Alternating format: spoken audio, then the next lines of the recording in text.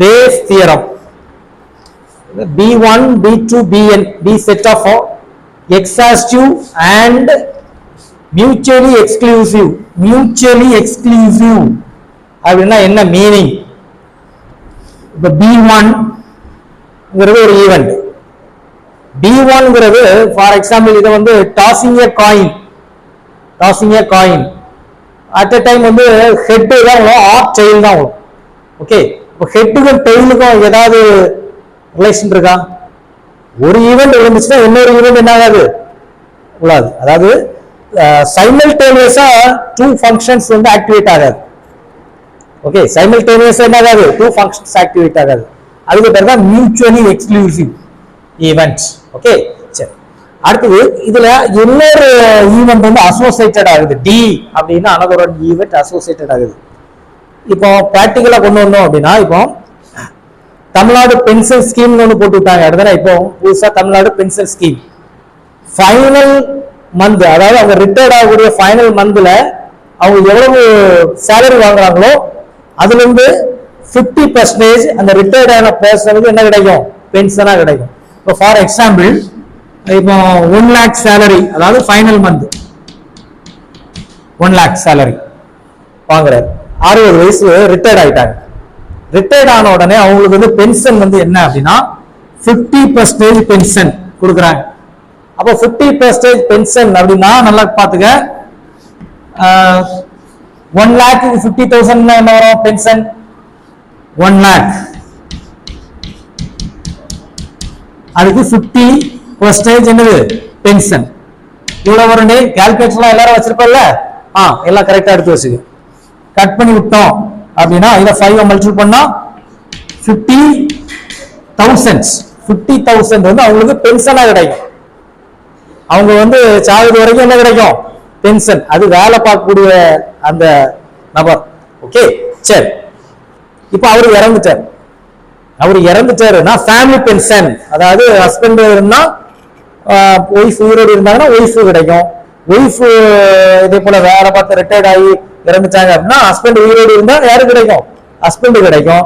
அப்படி இல்லைன்னா உங்களுக்கு மேரேஜ் ஆகாத பொண்ணுக்கோ பையனுக்கோ கிடைக்கும். மேரேஜ் ஆகி அவங்க ஏர்ன் பண்ணிட்டாங்க அப்படின்னா அந்த பென்ஷன் கட் ஆகும். சரிதா? அதுக்கப்புறம் தான் ஃபேமிலி பென்ஷன். அது நிறைய கிரைட்டீரியா இருக்குது. பட் நீ இதை மட்டும் மைண்ட்ல வச்சுக்க.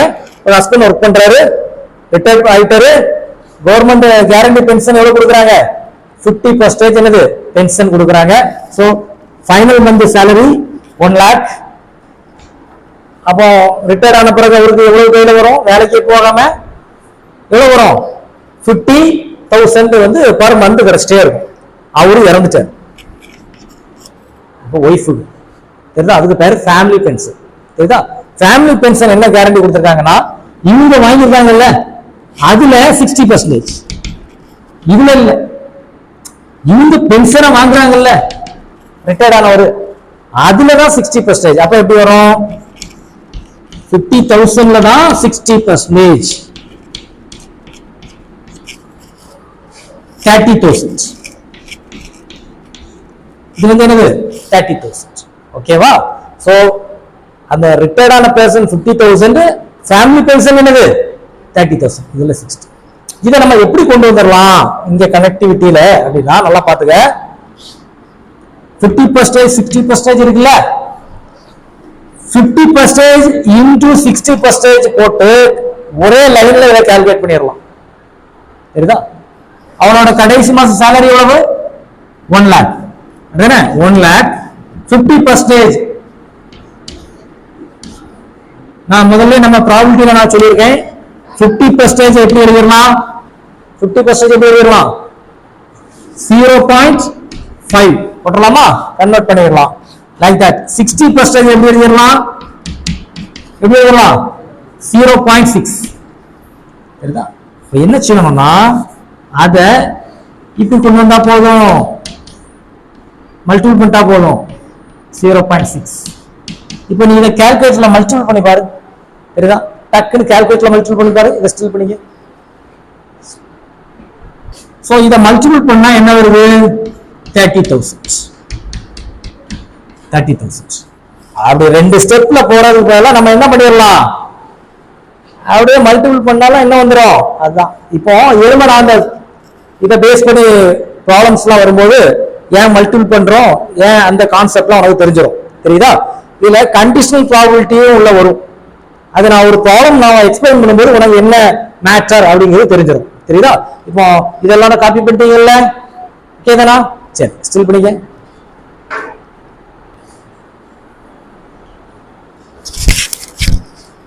இந்த பேஸ் தியரம் அதுல ஒரு ப்ராப்ளம்ஸ் நம்ம கொடுக்குறாங்க.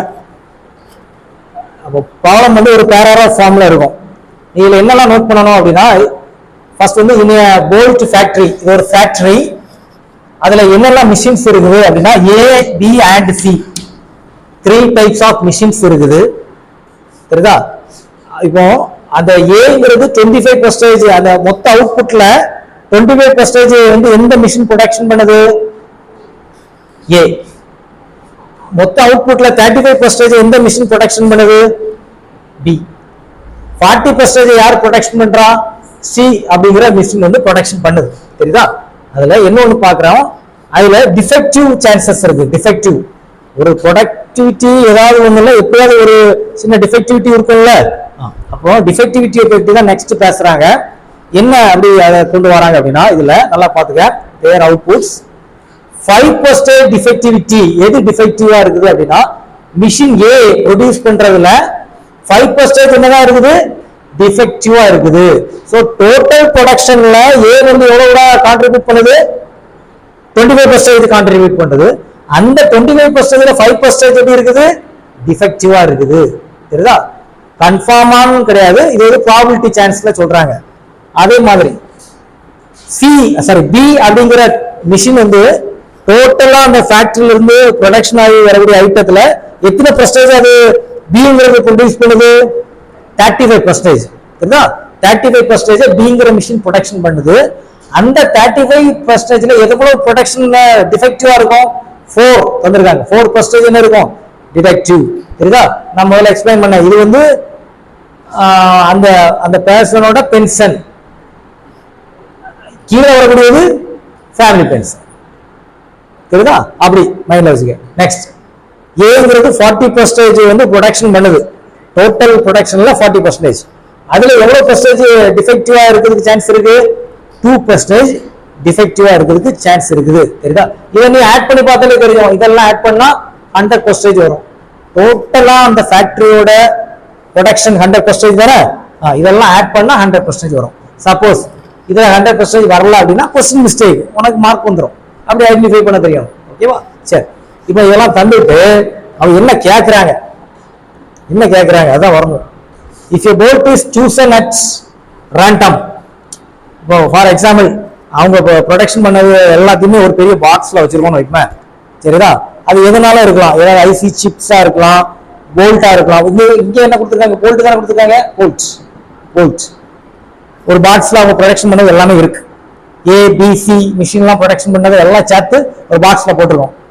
நம்ம ரேண்டமா அதை சூஸ் பண்ணும்போது நல்லா கேட்டுக்க, அது வந்து டிஃபெக்டிவா இருக்கிறதுக்கான ப்ராபபிலிட்டி. எல்லாமே டிஃபெக்டிவ் கிடையாது இல்ல, நீ ரேண்டமா சூஸ் பண்ற, அது டிஃபெக்டிவா இருக்கிறதுக்கான பாசிபிலிட்டிஸ். தெரியுதா? டிஃபெக்ட் இல்லாமலும் இருக்குல்ல, அதை நம்ம விட்டுறணும். டிஃபெக்டா இருக்கிறதுக்கான பாசிபிலிட்டிஸ் என்னது? சில இடத்துல பார்த்தாச்சுன்னா, ஒரு அரிசி கடையில அரிசி வாங்க போவ, ஒரு மூடை வந்து அரிசி இருக்கும். தெரியுதா? அதுல வந்து சில அரிசி வந்து கொஞ்சம் கருப்பு அரிசி மாதிரி கெட்டு போயிருக்கும். எல்லாமே அப்படி இருக்குது. நீ சும்மா கை போட்டு அள்ளும் போது அதுல அந்த கெட்டு போன அரிசி வர்றதுக்கான ப்ராபபிலிட்டி எவ்வளவு? ஏதாவது எத்தனை பர்சன்டேஜ் சான்ஸ் இருக்குன்னு எடுப்போம். தெரியுதா? அது இல்லாமலும் வரும்.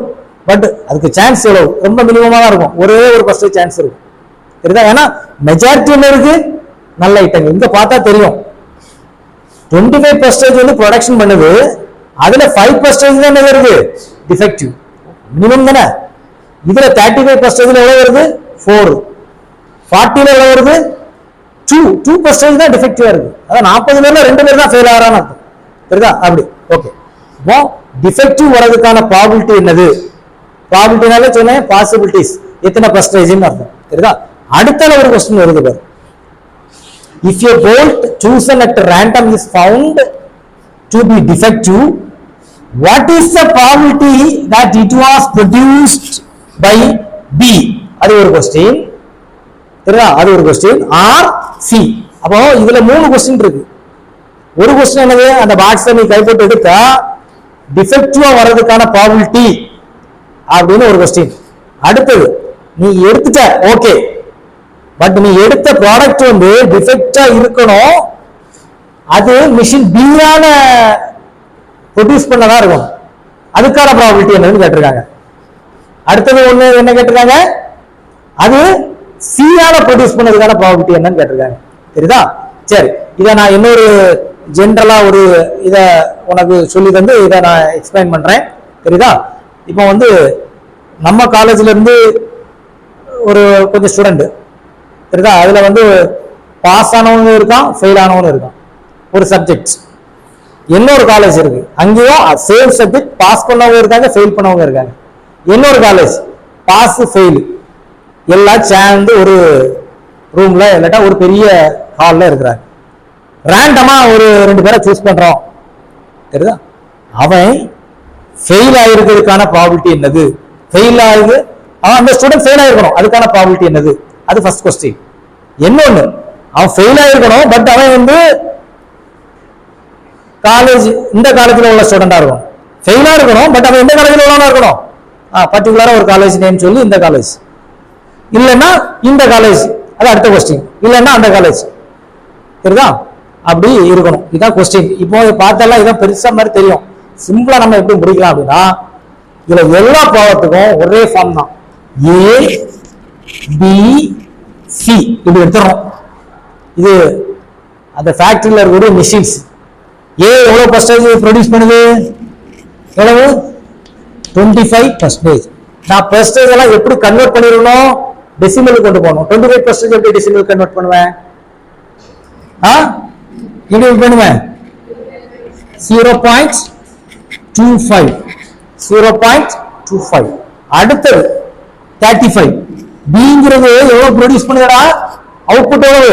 35%. அதை கன்வெர்ட் பண்ண என்ன வரும்? 0.35.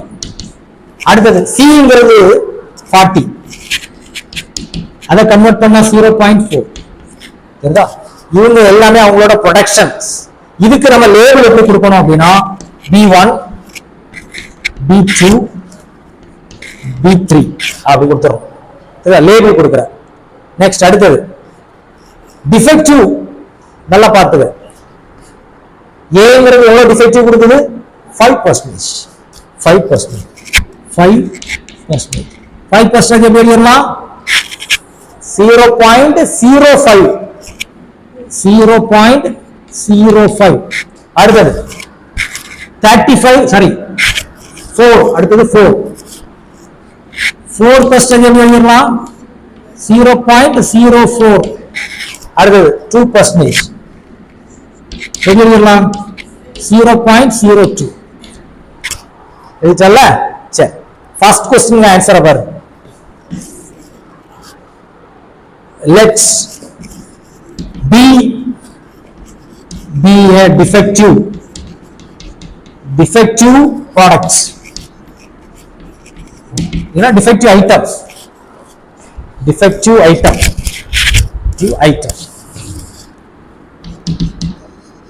இந்த ஐட்டம் வந்து போல்ட். சரிதா? சரி, B1 அப்படிங்கிறது அவுட்புட் ப்ரொடியூஸ்ட் பை A, B2ங்கிற output produced by B, B3 is output produced by C. சரிதா? இப்போ நம்ம ஃபர்ஸ்ட் क्वेश्चन என்ன கேட்டிருக்காங்க?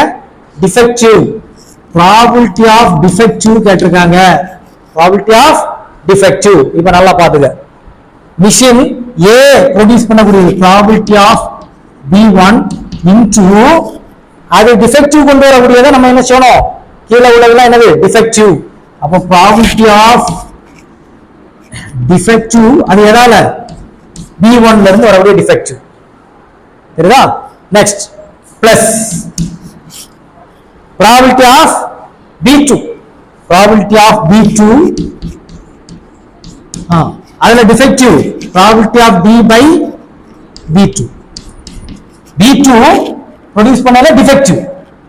ஓகே, நான் அந்த பென்ஷன் அந்த ஸ்கீமை வந்து ஒரு மைண்ட்ல கொண்டு வா, தெரியுதா? நெக்ஸ்ட் பிளஸ் அடுத்தது third B3 into defective B3. அது ரொம்ப சிம்பிள் தானே. இதையே மல்டிபிள் பண்ணணும் பிளஸ் இதையே மல்டிபிள் பண்ணணும் பிளஸ் இதையே மல்டிபிள் பண்ணணும். இந்த படம் நீ அண்டர்ஸ்டாண்ட் பண்ணாமலே எழுதிடலாம்.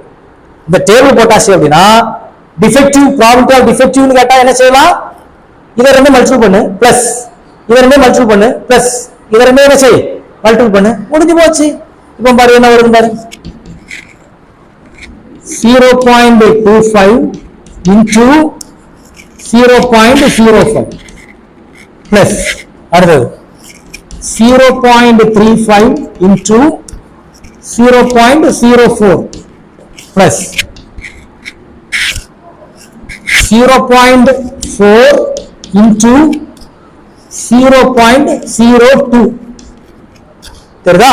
அப்போ ப்ராபபிலிட்டி ஆஃப் டிஃபெக்டிவ் ஐட்டம்ஸ் இதை கால்குலேட் பண்ணி சொல்ல பார்ப்போம்.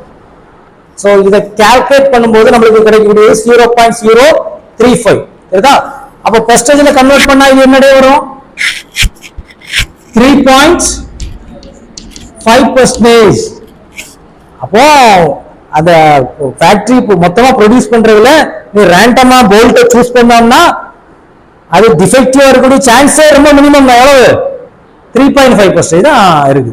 ஓகே, அது டோட்டலா உள்ள டிஃபெக்டிவ். நம்ம அடுத்த क्वेश्चन நல்லா பார்த்துக்கணும். நீ டிஃபெக்டிவ் சூஸ் பண்ணிட்டாப்பா, ஓகே, பட் அந்த டிஃபெக்டிவ் ஐட்டம் வந்து பி மெஷின் ப்ரொடக்ஷன் பண்றதா, அதுக்கான ப்ராபபிலிட்டி என்னது? சரிதா? ஏயும் ப்ரொடியூஸ் பண்ணும்ல, சியும் ப்ரொடியூஸ் பண்ணும்ல, பட் அது பிலாங்ஸ் டு எங்க இருக்கணும்? பி. அது ஒரு क्वेश्चन. இன்னொன்னு சி, அது அடுத்த क्वेश्चन. அதுக்கு வருவோம். அதுக்கு எப்படி வருவோம் அப்படின்னா இது டோட்டல் ப்ராபபிலிட்டி நமக்கு நெக்ஸ்ட் இதை வந்து டேக் ஜஸ்ட் 1. சரிதா? PD. நெக்ஸ்ட் வந்து நம்ம என்ன செய்யறோம் அப்படின்னா டிஃபெக்டிவ் ஐட்டம்னா அது ஒன்றும் பிரச்சனை கிடையாது, பட் அது எதால ப்ரொடியூஸ் ஆயிருக்கணும்? பியால ப்ரொடியூஸ் ஆயிருக்கணும். அப்ப அதுக்கு சிம்பிள் என்ன செய்வோம்னா B1 சரி பியால ப்ரொடியூஸ் பண்ணணும் அப்படின்னா அதுக்கு நம்ம நோட்டேஷன் லேபிள் என்ன கொடுத்துருக்கோம்? B2ல உள்ள மேட்டர் டிஃபெக்டிவா இருக்கும். அது எப்படி இருக்கணும்? பாத்தியா, D கீழே வருது. உனக்கு கன்ஃபியூஷன் ஆகுதுன்னா அந்த நோட்டேஷன் போடாமலே போட்டு அடிச்சிடலாம். தெரியுதா? சும்மா வேர்டிங்ஸ்ல எழுதியே கொண்டு போயிடலாம். இது என்ன கான்செப்ட் அப்படின்னா நல்லா கேட்டுக்க. கீழே நம்ம டோட்டல் டிஃபெக்டிவ் எழுதுவோம். ஒருத்தர் 100க்கு 35 மார்க் வாங்கியிருக்கான்னா டோட்டலா எங்க எழுதுவோம்? டோட்டல் எங்க எழுதுவோம்? கீழே எழுதுவோம். மேலதான் என்ன செய்வோம்? அவன் எவ்வளவு மார்க் வாங்கியிருக்கான்னு எழுதியிருக்கோம். தெரியுதா? அப்ப டோட்டல் வந்து கீழே வந்துடும். இதெல்லாம் என்னது? Total relative items. நம்ம வந்து என்ன கேட்டிருக்காங்க? ஃபர்ஸ்ட் क्वेश्चन என்ன கேட்டிருக்காங்க? டோட்டல் டிஃபெக்டிவ் தானே. If a bolt is chosen random from the combined output, what is the probability that is a defective? அது கீழே வந்துரும். இதான் டிஃபெக்டிவ். இந்த டிஃபெக்டிவ்ல நல்லா கேட்டுக்க, டிஃபெக்டிவ் யார் ப்ரொடியூஸ் பண்ணதா இருக்கணும்? B2 ப்ரொடியூஸ் பண்ணதா இருக்கணும். அப்போ வேற ஒண்ணும் வேண்டாம், இதை மட்டும் அப்படி எழுதிட்டா போதனால B2 D by B2 so equal to அதுதான் நம்ம கண்டுபிடிச்சு வச்சிருப்போம். என்ன இருக்குல்ல? 0.35 into 0.04 0.35 into 0.04 divided by PD என்னது? 0.035 0.035. இப்போ சப்போஸ் இப்போ நான் கண்டுபிடிக்கிறது ஏ மிஷின் ப்ரொடியூஸ் பண்ணக்கூடியதா அது வரணும் அப்படின்னா என்ன செய்யணும்? இதை எழுதிடணும். இதை என்ன செய்யணும்? மேல கொண்டு வந்துடணும். இல்ல எனக்கு சி வேணும்னா என்ன செய்யணும்? இதை மேல கொண்டு வந்துடணும். புரியுதா? சில நேரம் என்ன செய்வாங்கன்னா பி அண்ட் சின்னு கேட்டா என்ன செய்யணும்? இந்த ரெண்டு பேருமே தூக்கி மேல போயிடும். அண்டர்ஸ்டாண்ட் ஆகுதா? சரி, ஓகே. அப்போ இதை கால்குலேட் பண்ணி சொல்லுங்க. ஓகே, சோ நம்மளுக்கு வந்து என்ன வருது? 0.4 வருது, அதாவது 40%. ஓகே, சரி. நெக்ஸ்ட் அடுத்த क्वेश्चन என்ன கேட்டிருக்காங்க அப்படின்னா நீ சூஸ் பண்ணது டிஃபெக்டிவா இருக்கணும், பட் அது எது ப்ரொடியூஸ் பண்ணதா இருக்கணும்? எந்த மிஷின் ப்ரொடியூஸ் பண்ணதா இருக்கணும்? சி ப்ரொடியூஸ் பண்ணதா இருக்கணும். அப்போ வேற ஒண்ணும் இல்ல, இதை என்ன இருக்குல்ல இதை மேல கொண்டு வந்துடணும். ஸோ ப்ராபபிலிட்டி ஆஃப் B3ங்கிறது எதை மீன் பண்ணி இருக்குது? சி ப்ரொடியூஸ் பண்ணக்கூடிய ஐட்டம்லாம் B3. ஓகே, ஸோ B3 அது டிஃபெக்டிவ் ஈக்குவல் டு இதை அப்படியே மேல கொண்டு வா. கீழே என்ன வரணும்? டோட்டல் PD மேல வரக்கூடியது probability of B3 into probability of defective item produced by B3. சரி, அது ஓகே. இப்போ நல்லா பாத்துக்க, இந்த டைம் இருக்குல்ல அதை மேல கொண்டு வந்து 0.4 into 0.2 divided by PD என்னது 0.035. இதுதா PD நம்ம வந்து ஸ்டார்டிங்ல கால்குலேட் பண்ணி வச்சிருக்கோம். இதை வந்து கால்குலேட்டர்ல போட்டு சொல்ல பார்ப்போம் என்ன வருது. ஸ்டில் பண்ணிக்க, டைம் வேஸ்ட் ஆகக்கூடாது. சரி, ஓகே. அப்போ இந்த क्वेश्चनல ஆன்சர் வந்து 0.4 40%. நெக்ஸ்ட் क्वेश्चन வந்து என்னதுன்னா சி வந்து ப்ரொடியூஸ் பண்ணணும். ஆக்சுவலா நீ ரேண்டமா எடுக்கக்கூடிய ஐட்டம் வந்து டிஃபெக்டிவா இருக்கணும், அது ஃபர்ஸ்ட் குவாலிட்டி. நெக்ஸ்ட் வந்து அது வந்து எது ப்ரொடியூஸ் பண்ணதா இருக்கணும்? சி ப்ரொடியூஸ் பண்ணதா இருக்கணும். ஸோ சி ப்ரொடியூஸ் பண்ணதா இருக்கக்கூடியது இதை சூஸ் பண்ணணும். இதை மேல கொண்டு வந்துரு. இது டோட்டல் டிஃபெக்டிவ், இது வந்து டோட்டல் டிஃபெக்டிவ், அது டினாமினேட்டர் வருது. ஸோ இந்த வேல்யூஸ் அப்படி மேல கொண்டு போயிரு. ஏற்கனவே ப்ராபபிலிட்டி ஆஃப் டி கால்குலேட் பண்ணியிருக்கேன். அந்த வேல்யூ என்ன இருக்குல்ல, அந்த வேல்யூவை இதுல அப்ளை பண்ணு, சிமுலேட் பண்ணா இதான் ஆன்சர் வருது. ஸோ அதோட ப்ராபபிலிட்டி இது. இது வந்து என்னது? Probability of defective item which is produced by என்னது? Machine C. Machine C. இது வந்து ரேண்டமா எடுக்கும்போது மொத்தமா உள்ள பாக்ஸ்ல எடுக்கக்கூடியது. ஓகேவா? சரி, okay. So these are all the answers. Okay, சரி, இதை எல்லாம் காப்பி பண்ணிக்க. இதுல வந்து 0.02 என்ன, ஏன்னா இதை தான் அப்படிங்க கொண்டு வரோம். சரி, அது சின்ன ஒரு டைப்பிங் எரர் தான்.